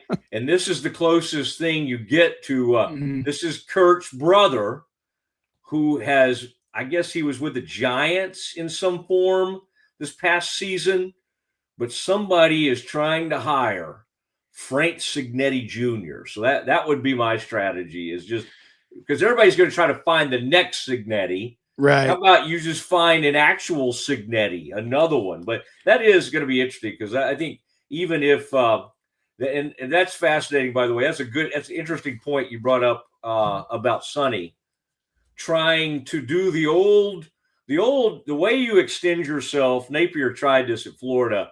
You play the young quarterback, or you play the youth angle, or we're so young we can't do this or that. You just can't really do that anymore because of the portal. Because everybody goes, well, wait, that guy at Indiana took about 20 dudes from James Madison, and within 2 years he had a national title. And the truth is, Sonny's a victim of his own success. He had the cardinal sin of being great right away at TCU, and he went too successful too quickly. I've seen it happen in the NFL over the years, and Sperano did it with the Dolphins, and my old buddy Todd Haley did it with Kansas City Chiefs. You win too many games in your first year, and then everybody's like, we're supposed to be good. And then when you don't live up to that standard, it's hard. And unfortunately at TCU right now, 8 wins just doesn't cut it. Whereas like at Baylor, honestly, 8 wins would be awesome next year. No, you're right. I mean, he reset the bar in such a big way. I mean, they broke through and made the national title game, which is something they couldn't do for 2 decades under Gary. And I realize Gary was the architect of that roster, but still, it has it's kind of haunted him ever since. And I think the bigger thing too is it's not only the 8 wins, it's the, I mean, this, when you're eliminated from the conference title contention in late October, it kind of kills all the momentum of the season. Even if you turn things around, it doesn't really feel like you accomplished what you should. Okay. Boy, you'll love this, Stephen, as my longtime producer. I've been trying to get Buckyball on, Bucky McMillan. And so the one of the head people over there at A&M has gotten back and said they're trying to make this happen. So can Parker not do that? Is that not in her wheelhouse? Can she not just get you on the phone with Bucky? It's Parker did make her first trip over. This is my daughter, for folks that don't know, who is a freshman at Texas A&M. She has made her way over, and she saw them against South Carolina. She saw the Spanish sniper. That what he's done is amazing, by the way. That's just a compilation of misfits. Literally a guy that Bill Self barely ever played, named Zach Clements, just kind of a random 6'10" dude that couldn't really get it done at Kansas, kind of hung around for 2 or 3 years. And the other day I turned their game on, Stephen, and he hit 7 threes on South Carolina. Zach Clements did. It's a combination of a really interesting young coach and then him putting together some talent. By the way, you brought up Gary Patterson, and I was just going back and forth with Gary earlier today. Stephen, for these last few years he's been out, it's been the easiest thing in the world. Even when he was with Baylor as a consultant, and then they, for whatever reason, that ended quickly. in that afternoon when it happened, I was able to get him on quickly. And you know well the friendship that I have with Gary Patterson. Since this USC thing has happened, I mean, there have been some text messages, but I said, if you can come up for air today or tomorrow, I'd love to have you on. Exciting times. So just just trying to land him, right? Yeah. As the USC, Gary Patterson, the new USC defensive coordinator. Now, the good news is he got right back. The bad news is his response was, right now there is no air. So anyway, that's threw it tough. right back at you. That's tough, but that's okay. That's okay. But I mean, isn't that something to imagine? I mean, Coach P, the legendary who just went into the College Football Hall of Fame, one of the great defensive coordinators of this century, is going to be over there calling the signals. He'll have somebody over there helping him with a towel and helping him with the deal. I don't know if he'll be upstairs. What do you think he'll coach upstairs or be on the sideline? I cannot see him. I can't see him not screaming at people on the sidelines. I don't think he could. They'll have to lock him up in the box if they put him up there. I can't imagine him doing that. I also, Gary, I love him. He just, the cards are always on the table. And I thought it was fascinating in that press conference. He said the reason he took a break is because he wanted to get in the Hall of Fame. Like they were kind of asking him, hey, were you just, were you working on some scheme things? Were you trying to figure it out? I said, no, I had a goal to be in the Hall of Fame. I need to be out for 3 years. I did that. I got in the Hall of Fame. He said that, and he kept it. I thought he said that though in relation to you needed to be out to be a head coach or whatever. But yeah, that's interesting that he said that. And he also basically came out and said, I can just be a defensive coach and not worry about NIL. It's like, oh my gosh. Because he still has to recruit, right? I mean, you would think. Like, get involved in that stuff. He basically is like, I don't have to screw with this stupid NIL stuff. It's also funny to me because I think it's a great hire, and yeah, he'll be able to just run with the defense. But Lincoln, when he was at Oklahoma, and of course he had those great quarterbacks, but Gary didn't really get got by anybody. But Lincoln Riley's offenses had his number later in his career. So I think it's a really good hire, but it's interesting to me that he went and got him since he had so much success against him as a coach when they were facing off as head coaches. All right, I did want to leave you with this. Bud Clark, who's been at TCU, seemed like he was there a long time, played lined up at safety for the Frogs. Is that correct? Yes. Big Senior Bowl week, huh? I've noticed by people you and I respect. Boy, we used to be able to get Daniel Jeremiah on, Stephen, anytime we wanted. And he's kind of gotten a little bit where it's hard to get to him. You got to go through several handlers.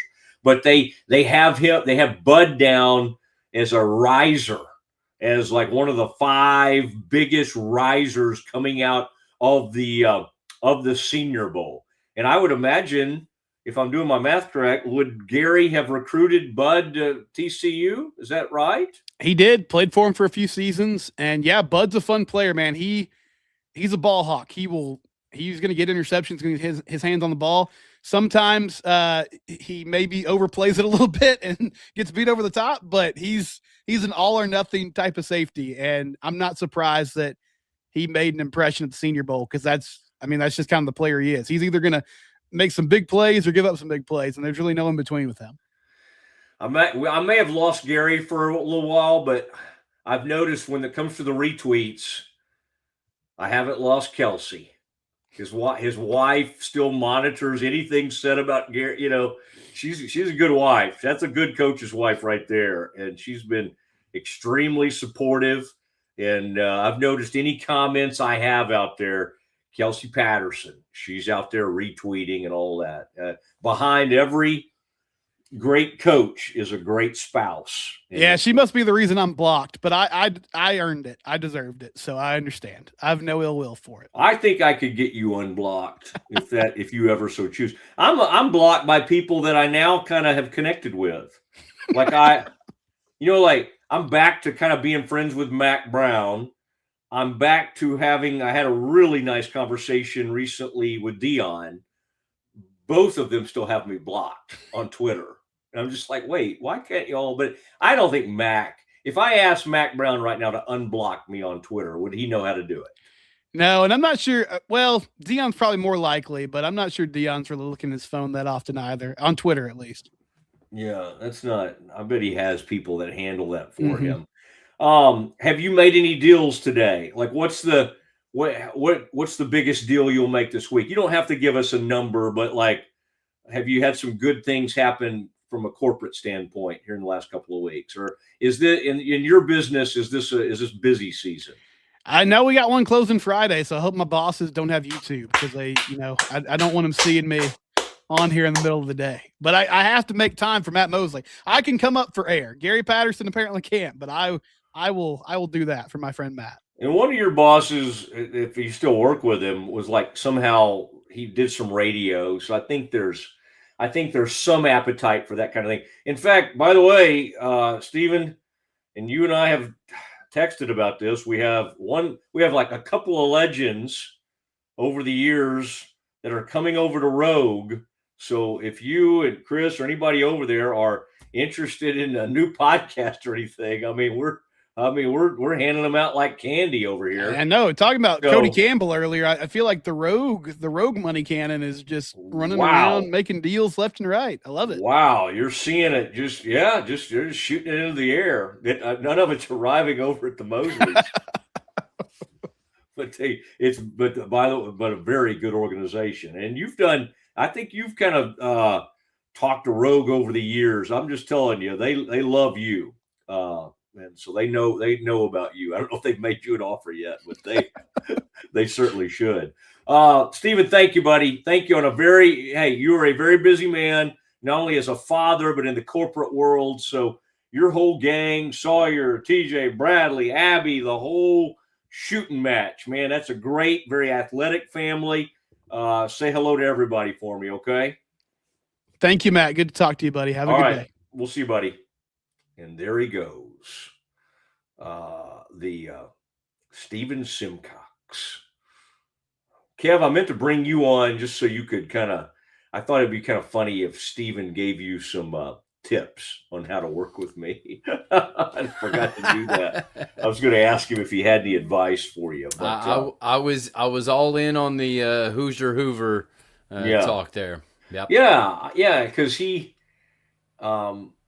certainly was there for every moment of the Hoover experience. And so you can tell, I think the TCU people maybe feel a little jilted for those reasons he talked about. Kind of, if you're going to make a big to-do of I'm the guy who stayed, then you got to kind of stay.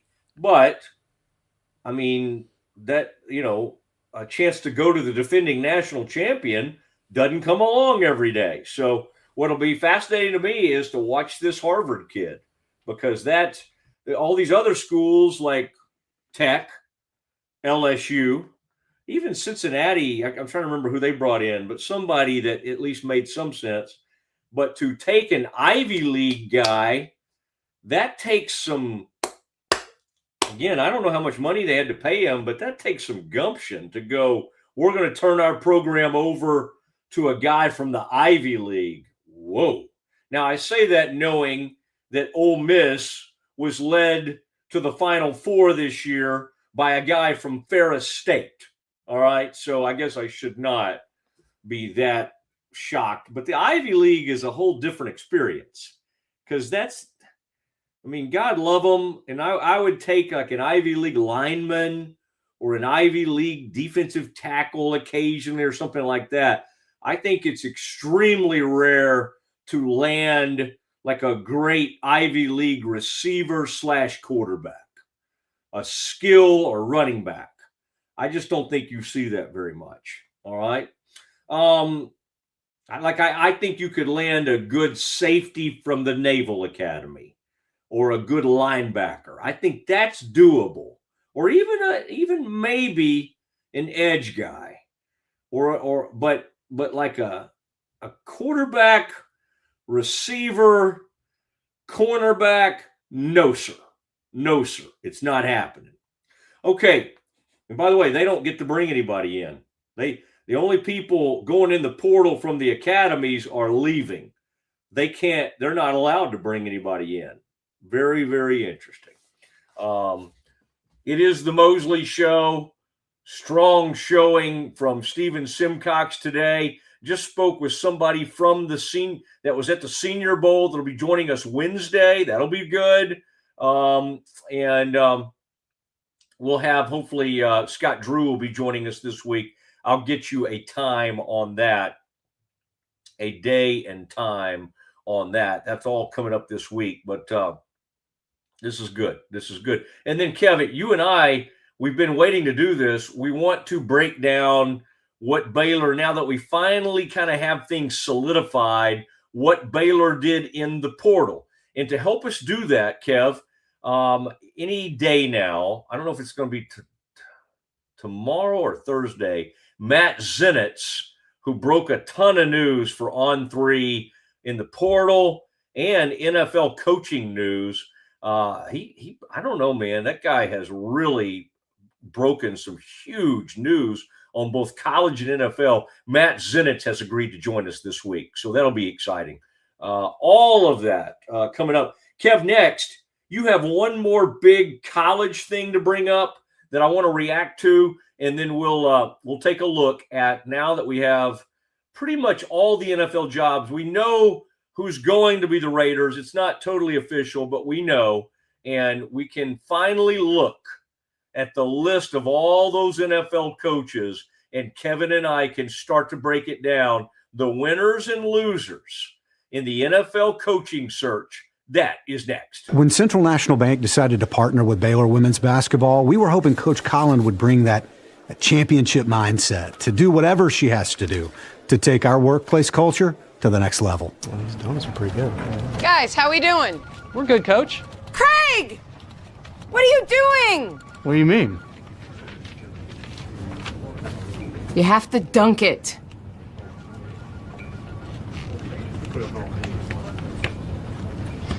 So far, I think our employees are really enjoying it. Not everything's a basketball thing. Did you say something, Craig? No, ma'am. That's what I thought.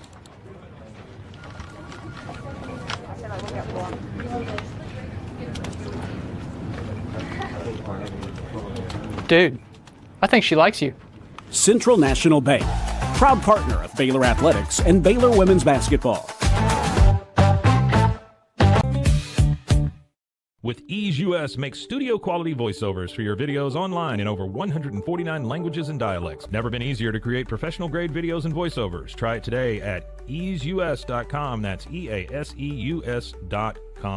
Ease US. Tervis is all about staying hydrated. Each product is built to last and comes in endless designs to match your personality. Stay refreshed and express yourself with Tervis. Visit tervis.com today and find your perfect tumbler. Dive into adventure with scuba.com, your ultimate destination for top-tier scuba and snorkeling gear. Whether you're a beginner or a pro, trust scuba.com for the best in diving equipment and expert guidance. Explore now at scuba.com. That's SCUBA.com. Scuba.com. Samsonite is the world leader in durable, high-quality luggage and travel accessories. Travel with Samsonite and pack confidence every step of the way. Shop now at shop.samsonite.com. Samsonite. So all you have to do is tap your Popple to the back of someone's phone, like that, and they instantly get your social media and contact info right on their screen. They don't need an app or a Popple to receive your info. So get your Popple today and start impressing everyone you meet. Make it pop. Golf Partner, the world's largest golf store network, offers more purchasing opportunities than anywhere else. With a dominant market share and a wider selection of quality secondhand golf clubs than our competitors, we make it easy for you to enjoy the game with affordable, top-quality equipment. Golf Partner, overwhelmed by your inbox? Clean Email is here to help. Organize, clean, and manage your emails with powerful automation tools. Say goodbye to spam and clutter and enjoy a stress-free inbox. Try Clean Email today at cleanemail.com. Designed to elevate the off-road experience, enabling adventurers to conquer any terrain. For 50 years, you've trusted us on your toughest recoveries, to your most breathtaking destinations, and in countless unforgettable memories. And now back to the Mosley Show. Man, I tell you, good to catch up. Kevin's been getting to kind of go down memory lane with me. Got to see Randy Galloway Friday. Didn't get to see him because Randy couldn't turn his camera on. But in true Randy fashion, who's more of a radio guy than podcasting or YouTube, we at least had a picture of him while he talked. And I think people really enjoyed that. And then Stephen Simcox on a lot of different fronts. Stephen was with me at the at ESPN Central Texas, and man, we had a great time together. And I've watched his family grow up, and my gosh, he's got a growing family, a wonderful wife, and so great to have Stephen Simcox on the program, talking about a variety of issues, including TCU. I just saw Clarence Hill for DLLS is at the Super Bowl, and he was just talking to George Pickens and CD Lamb a moment ago. So may have to try to check in with Clarence tomorrow from Radio Row. We'll see. We'll just see how this plays out. It's not fun. I don't love trying to do like Radio Row from afar. I much prefer being on Radio Row than sort of doing it remotely. But that's okay. I've done it plenty of times, and we'll do it again in the future. We'll get Kevin there. I think Kevin would function really well on Radio Row. He's got the right look for it. I think people would want to talk to him. I think he'd be good at going to grab guests. Kevin does not strike me as a shrinking violet who is scared to ask for things. But I think he would be. I think you'd be good in that setting. Now, Kevin, you had mentioned to me earlier that there was something else that we didn't get to in Campus Confidential that you wanted to bounce off of me. So as we start to get later in the program, please feel free to do that now. All right. So a few things here. First off, you were 3 for 5 on your basketball picks over the weekend. Nebraska fell to Illinois when you picked Nebraska, and of course, you were very confident in the Baylor women, and West Virginia took advantage of that. Michigan over Michigan State, though. Florida over Alabama. And Kansas top BYU. So, okay, what everyone wants to know then is who is going to win tonight when Kansas visits Lubbock? Wow. The quick turnaround. Honestly, all anybody will be talking about is whether Peterson is going to play. Have we seen anything on that yet today? No. Kansas visits Tech tonight for Big Monday. Is that what you're telling me? Yep. By the way, there's something I need to get back to. And there's a Baylor official visit that I want to. Yeah. And I did pull up a comment from earlier. Scotty B, the Baylor King, says that Kansas is going to beat Tech tonight. He's calling it. Kansas goes to Lubbock. Kansas has been playing really well. I just don't know if their best player. I mean, this is a weird situation with him. And you get these huge marquee moments that define these short college careers. Wait a second. I was not following Darren Peterson on Twitter. I now am. I think this is him. Look at that. He only has 8,100 followers. Like, how does Darren Peter? I guess he just doesn't. I guess he doesn't tweet much. Or doesn't go on there much. That's crazy. Some of these young guys, it's about the Insta for them. You don't think Twitter's that big of a deal? Is it like Facebook for us? Right. Yep. We've covered all of our social media gamut here. I just want to know if what's the line on that game? Let me look. Good question. While you look, do you want to play that Mashburn clip that you sent me? Because Peterson's referenced in there. Yeah, but I found it real quick. Hold on. Okay. The Kansas at Texas Tech. This is number 11 versus number 13. Number 11, Kansas, goes to Red Raider land. Boy, it's a tough place to play. These are your two that you discussed top toughest places to play in the Big 12. Toughest two places. The Mormons, the tabernacle they play in, Marietta Center, that's tough too. But Kansas and Tech, those are the hardest two. And then I would say maybe Hilton Coliseum. And when Kansas State's good, the Octagon of Doom is tough. But Kansas State is very much not good right now.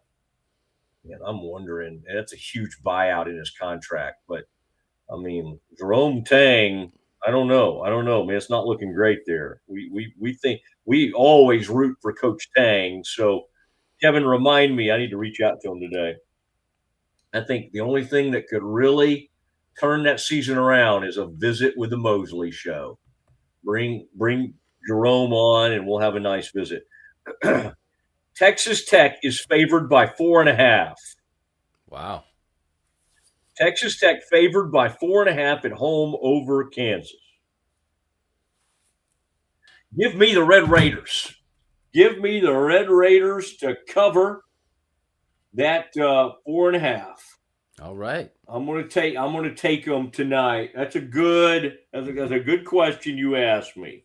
I appreciate that. Let me see if there's any other game while we're talking about this that interests me at all tonight. Well, here's the next one then. Okay. Does A&M have a chance against South Carolina in women's basketball tonight? Texas A&M women? No, they'll get beat by like 70. I asked a famous A&M. Now, A&M men's basketball is good, but I asked recently a famous women's basketball individual. I said, why can't? My question was, where is it? I wanted to know why A&M is so horrible at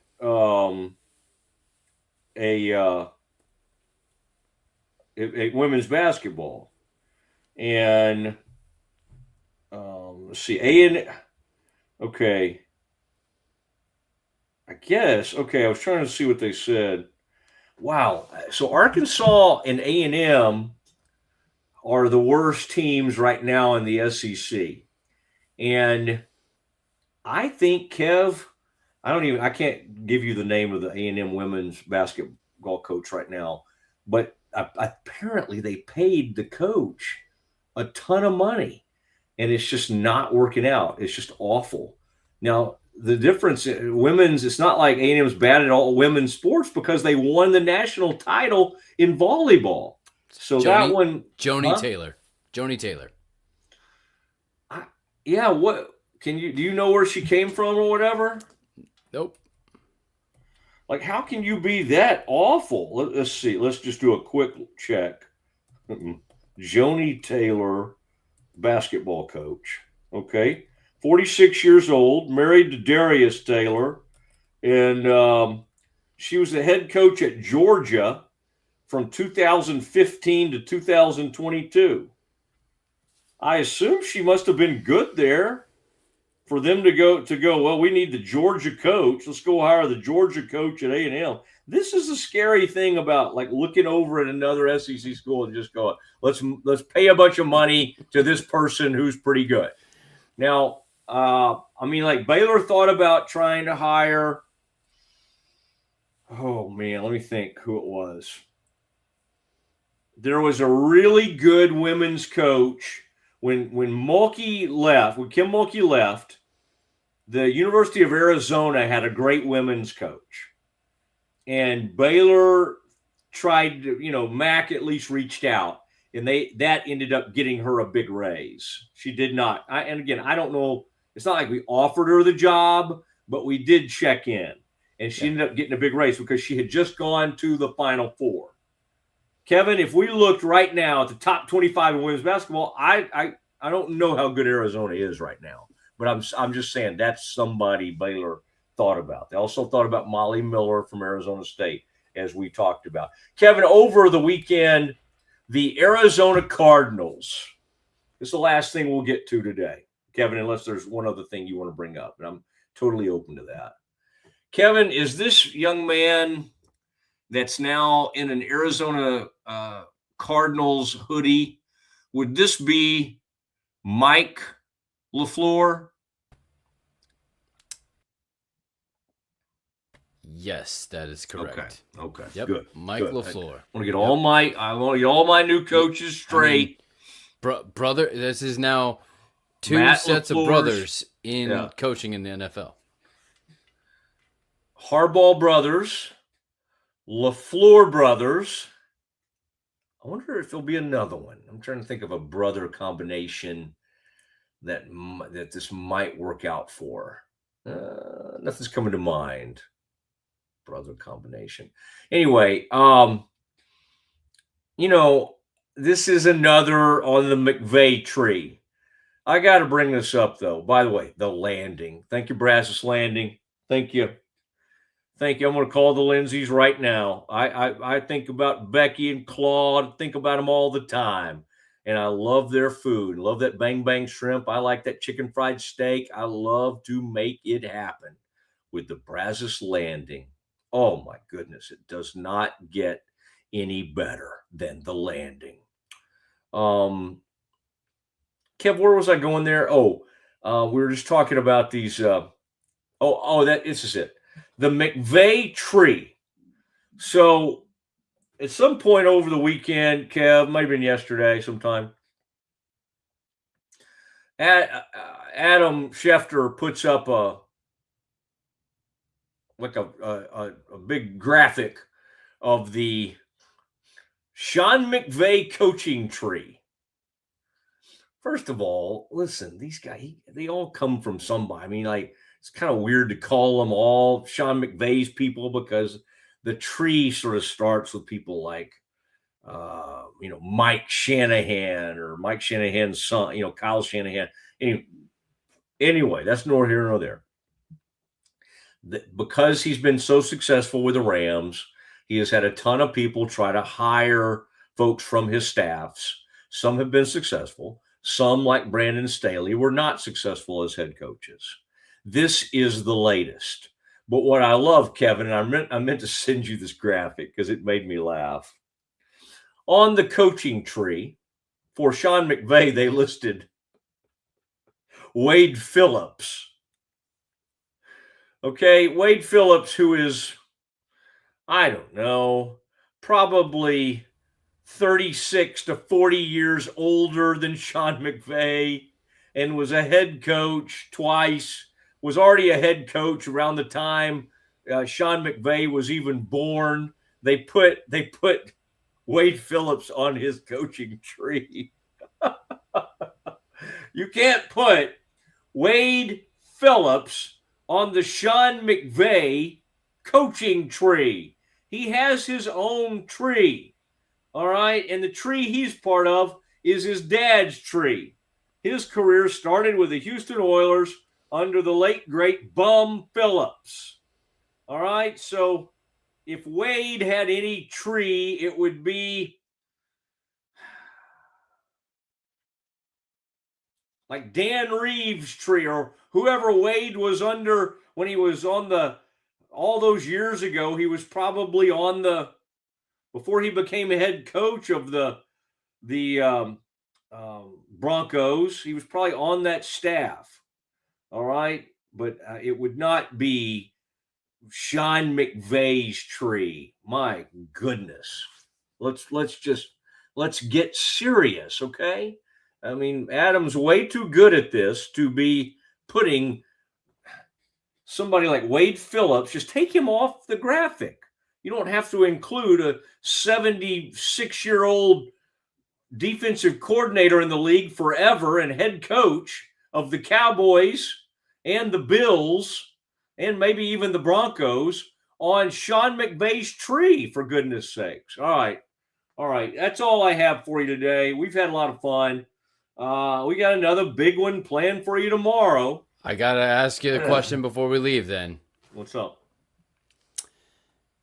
There's been reports of Drake Maye not playing in the Super Bowl because he's been sick or his right shoulder or his back.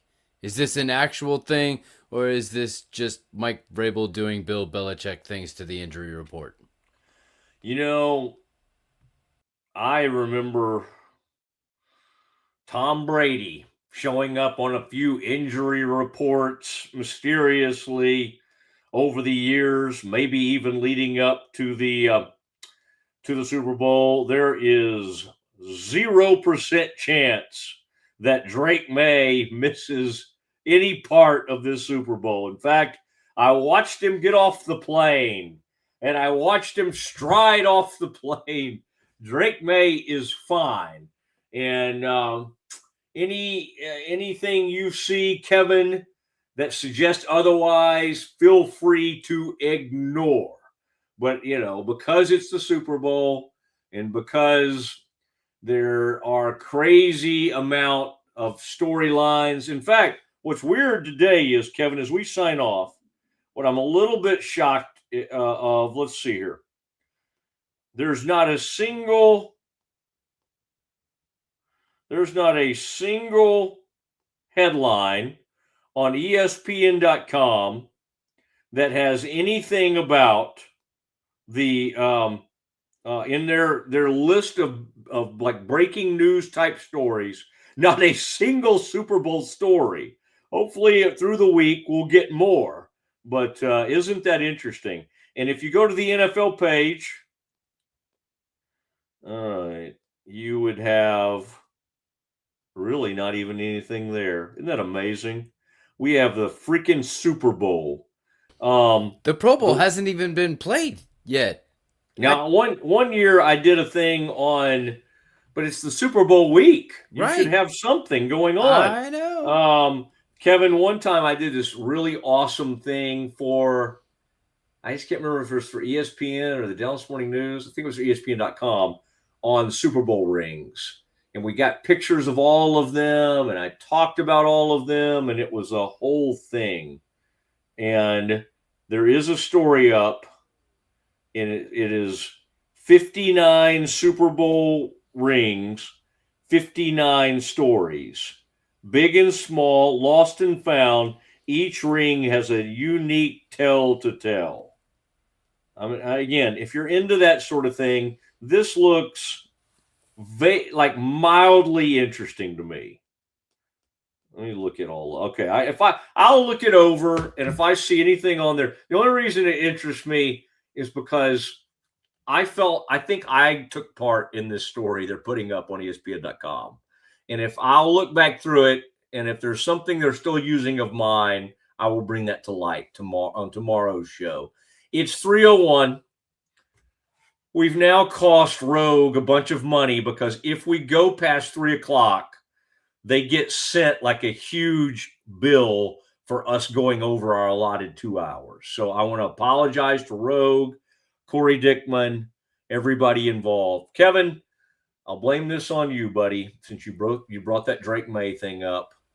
Have a great evening, okay, sir? And I want everybody to enjoy their afternoon and evening, and we'll do this tomorrow at 1:00 as only we can. It's the Mosley Show. We're out.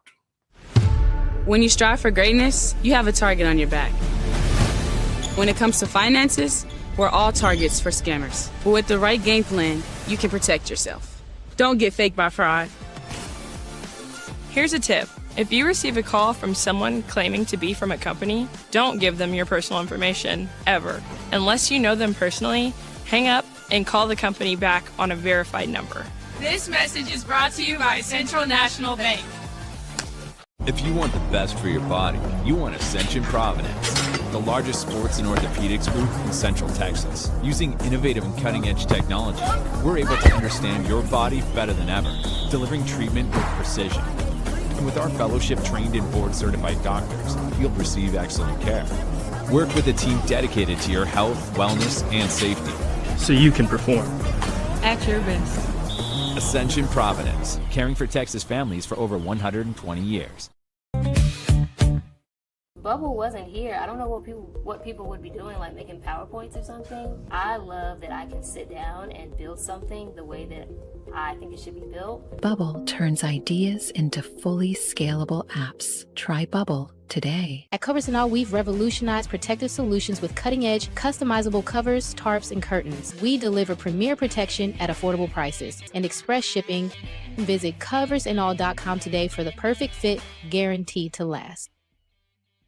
Better sleep, inspired by nature. Your back, hips, and shoulders will fall into perfect alignment in any position, meaning that you get deeper, more comfortable rest. Visit ecoterrabeds.com.